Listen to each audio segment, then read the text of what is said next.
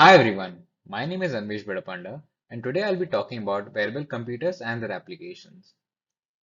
First of all, let me talk a bit about my university. Bennett University is a Times of India Group initiative located in Greater Noida. It offers students a carefully crafted curriculum taught by expert faculty from renowned institutions, and it also offers students ample research opportunities. Now let's move to our topic. First of all, let us start off by understanding what a wearable computer actually is. A wearable computer is any computing device that can be worn on one's body. This can include devices like calculator watches, smart watches, fitness bands, etc. Nowadays, such devices are common and seen everywhere. However, as we move on, we'll discuss some devices that are not very commonly seen and also some applications that we didn't know about. Depending on how one defines a wearable computer, sometimes even mobile phones fall into this definition and hence are classified as wearable computers. However, most people in this field argue that since we don't technically wear a mobile phone, we can't classify it as a wearable computer. For the sake of this presentation and its scope, we will assume that mobile phones are not wearable computers and focus on other devices. Now, let's talk a bit about the history of wearable computers and how they have transitioned to what they are today. The first actual wearable computer can be traced back to the 1960s when mathematician Edward Thorpe designed a device that could beat the game of roulette. This device consisted a set of 12 transistors and would fit inside a shoe and allowed the users to time the roulette wheel and predict where the ball would land. According to the inventor's tests and use, this device gave the users an edge of around 44%. This was accompanied with an earpiece which would allow the users to hear the predictions. Although many regard this as the actual first wearable computer, there is also some accounts dating back to the 1500s where a watch was fitted onto a ring and gifted to the Queen of England. There are also some accounts of an abacus being fitted onto a ring being prevalent in China in the 1600s. In the 1970s, many companies started producing pocket calculators and programmable calculators. Eventually, HP came up with a wearable calculator. This calculator could be worn as a watch. It was released in 1977 and was an algebraic calculator. It had features like an alarm clock, stopwatch, calendar, and a high precision calculator. This is what that watch looked like. Now, let's come to the 1980s. In 1981, Canadian engineer Steve Mann built a backpack mounted computer which had text, graphic, and multimedia capabilities. This computer was improved iteratively. In the next 10 years, Steve made it easier to carry and also improved its features and functions. As you can see in this image, the computer was made increasingly remote and its size was decreased drastically. In 1994, Steve Mann invented the wearable wireless webcam. This was the first example of live blogging. He recorded and transmitted his life 24 hours a day and 7 days a week to the world. His work gathered a lot of attention from the US military, who invited him for several talks. Steve Mann continues to be one of the leading researchers in his field. He is now a professor at the University of Toronto. He is also accredited with many more inventions, like invention of his own eyeglasses and a sequential wave imprinting machine that allows people to visualize waves. Now, let's skip a few years to the future. In September 2010, after the release of the sixth generation of the iPod Nano, a wristband attachment was made available to its users. Upon attaching this wristband to the iPod Nano was converted into a wearable wristwatch computer. In March 2012, Sony released the original Sony smartwatch. When the smartwatch was connected to an Android smartphone, this watch could act as a extra display or a notification tool. Here are the images of these two devices. The first image is of that of a iPod Nano, and the second is that of a Sony smartphone and the Sony smartwatch. Since 2009, Fitbit has continued to release a set of smartbands and smartwatches. This allows users to track information like steps completed, total distance walked, heart rate levels, SpO2 levels, high speed reached during a run, etc. Now I'm sure we all have heard about the Google Glass. In March 2013, Google allowed a handful of customers to purchase a smart eyeglass system that was named the Google Glass. This had features like a touchpad, camera, and a display. Google also allowed users to customize this glass and add prescription eyeglasses so that people with myopia could also experience this device. Now, I'm sure in today's world, most of us can name multiple smartwatch brands and smartwatch operating systems. This is because since 2014, companies like Google, Samsung, Apple, Sony have invested heavily in smartwatches, their operating systems, and hardwares. The smartwatch industry has never looked back since. The 2010s decade also saw a rise in the VR space.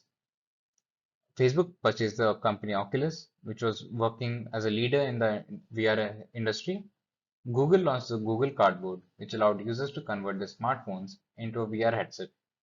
Samsung launched the Gear VR headset, and companies like Sony and Microsoft invested heavily in gaming VR devices.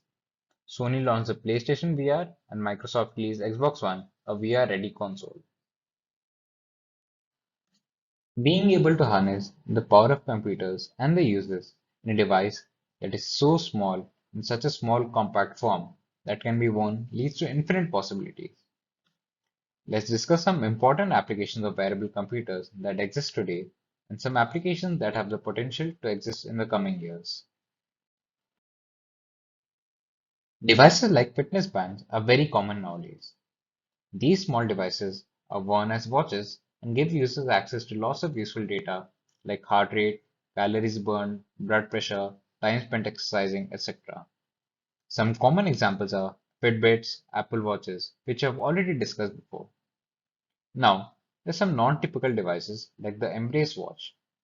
This watch can predict serious medical conditions like seizures and heart attacks before an event even occurs. This allows users at risk to track their health and be safe. Other applications in the medical industry, such as forecasting mood changes, detecting blood alcohol levels, monitoring sickness levels, etc., are currently being explored in the wearable computer industry. Given their ability to collect and store large amounts of data in such a small form factor can give wearable computers an endless possibility in future. Now let's talk a bit about the use of wearable computers in entertainment. Virtual reality headsets like the Oculus Rift, HTC Vive, etc. provide users unique experiences like being a player of a first-person game with a full field of vision, being a part of amusement park rides, immersive meetings, etc., all from the comfort of one's home. Several augmented reality devices like Snap Incorporation spectacles and Microsoft HoloLenses allow users to experience holograms and record videos from users' point of view and upload them online. Even in the gaming industry, as we already talked, there are platforms like the PlayStation and the Xbox which support VR applications. Today, even the military uses wearable computers for a variety of reasons. These reasons can range from training drills, educational purposes, to sustainability technologies. AR and VR headsets allow simulation of real-life battlefield scenario, which allows users to train realistically without being injured or have any risk of harm or death. Real-life scenarios like hostage situations can also be experienced. Wearable computers have started piercing the fashion industry as well. Wearable computers have allowed several new opportunities to take rise in the fashion industry. Modular clothing technologies like the Galaxy Dress and the T-shirt OS allow users to change the style of design and clothing according to their mood and wishes. These can be changed either from a smartphone app or automatically. Intel partnered with Chromat to create a sports apparel which changes colors according to the user's adrenaline level. Here are a few of the wearable computer fashion technologies. Now, let's discuss about the future applications of wearable computers. As we just discussed, wearable computers are being used in the fashion industry. However, right now, clothes can just change their designs and the colors. However, in the future, wearable computers can also be used to change the shape of these clothes. Smart glasses, which can allow officers to track the speed and the number plates of every vehicle in the field of vision, can also prove to be useful. Smart glasses, which can allow commuters to get navigation directions and also record the journey in case of any mishappenings, can also be used. We can also replace smart glasses with smart contact lenses.